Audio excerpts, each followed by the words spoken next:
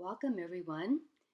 It's Sheila McPhee here in Fredericton, New Brunswick, and happy Mother's Day to everyone in honor and memory of mothers everywhere. And today, I'd like to bring to you a special little member of the Eco Squad that I created almost 10 years ago. And I was inspired to go in this direction when a patio table blew over and broke, and the glass was the most beautiful green I'd ever seen. So I turned that into a piece of art that I will share with you at another time. And then I was making a Christmas present for a special friend, and it was a painting, a picture of a dog. And when I created it, I fell in love with it, and I couldn't part with it. So I decided that I would continue on and create more little animals out of clean, washed, recycled garbage. And then I decided that I would have it published into a book. And that book is called The Green Guardian and the Eco Squad, Descendants of Mother Nature. So this is the cover here. And there's about, I think there's 26 members of the Eco Squad. But one special member that I would like to share with you today is in honor and memory of my mother, Florence Chestnut McPhee. So we're going to open the book, this is the cover of the book, to this page right here. And it's called I'm Lady Chestnut, the Owl. I'm known to hoot and howl. My flight is just like stealth. It helps me keep my health. I'm a bird with a very unique call. I have nocturnal habits and my flight is particularly silent. I am toothless. I have 3 sets of eyelids and I can turn my head 135 degrees in either direction. Well, now we know when anyone, especially mothers, say, I've got eyes in the back of my head. Well, she was probably a secret owl at some time in her life. So this allows me to look behind my shoulders. My total view by only moving my head is 270 degrees. My long hooked bill allows me to tear my food, and my feet have 2 toes facing forward and 2 toes facing back. Sometimes a 3rd toe will rotate forward, which helps me to perch. I can hear a mouse, my favorite food, up to 18 meters away. My species is threatened by habitat destruction due to land development, use of pesticides, and global warming. But as a member of the Eco Squad, I am responsible for dispersing the eco-currency called eco-sequence to all Eco Squad members. Saving and investing money wisely is my mandate, and this is something that I teach to all. I am also responsible for providing new nesting locations and helping to repurpose areas of land that have been clear-cut. Because of my nocturnal habits, all work will be done at night, which will save on energy. Now, the recycled items that I used in creating Lady Chestnut the Owl were leather, some plastic bottle, some eyeglass lenses, bottle caps, earring, button, sequins, jewelry, plastic food tray, watch and a ring, hearing aid, glasses, a doily, and a shawl. But there's a special note here for Lady Chestnut the Owl. Some of the materials that I used for this piece were personal items that were given by my mother. The name Chestnut comes from the author's mother, which is my mother. happens to be my mother's middle name. And I am equally honored to be my mother's namesake, which is Sheila Florence.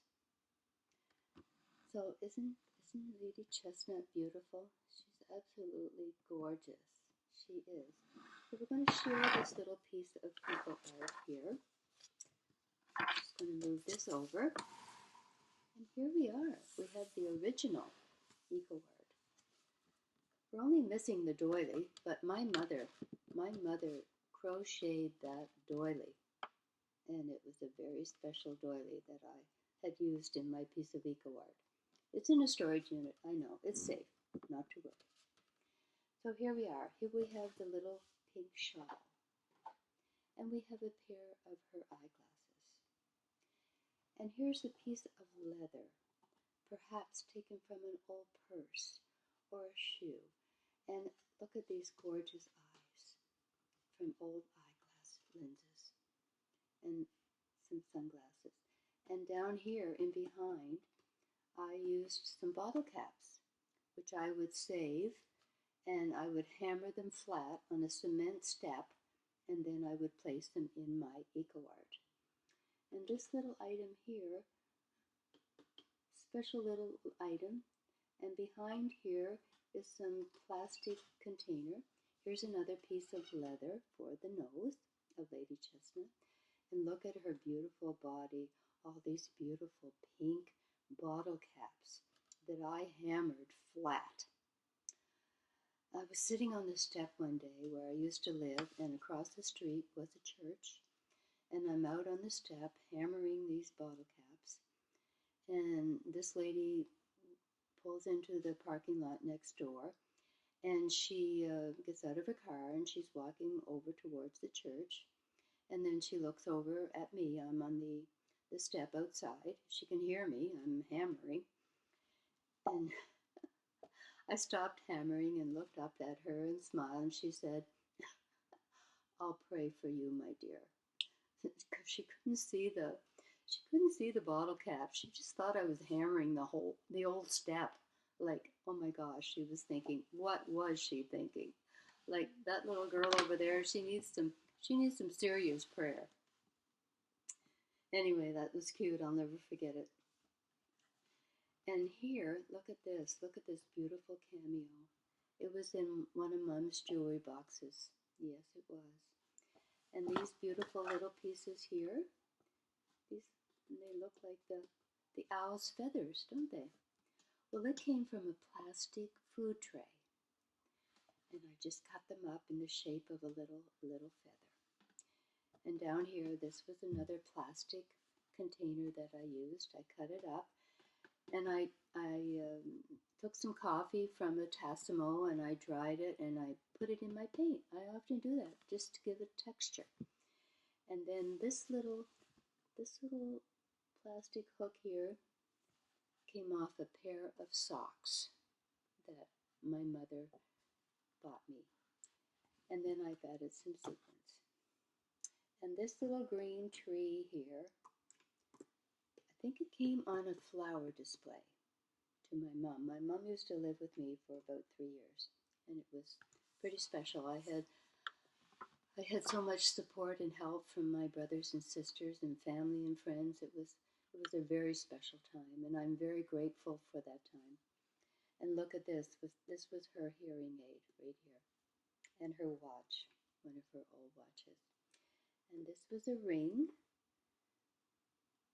I don't think it was Mom's, but it holds some special meaning, obviously, of course. So that's Lady Chestnut. Isn't she absolutely gorgeous? She is gorgeous, I think. And I treasure her. I really do. And I'm so grateful. Grateful that I had my mother. She was 93 when she passed away. And she was a pretty strong mother. Just taught me so much. And I have 4 brothers and 4 sisters. One brother has passed away, suddenly, and unfortunately, our farm that we grew up in, we moved there when I was a little baby, just a baby. And I'm 70 years old now, so that farmhouse was there 70 years old, but the former owners were there long before. So it's a century-old farm that is now gone. And we mourn that loss, but we hold on to the memories. We hold on to those special times of growing up in the country and just growing up with so much love and respect. So, I'm sharing this with you today, my friends, in honor and memory of mothers everywhere. So I'll talk to you later. And peace and happiness to everyone. I love you. Bye for now. Sheila McPhee, signing off.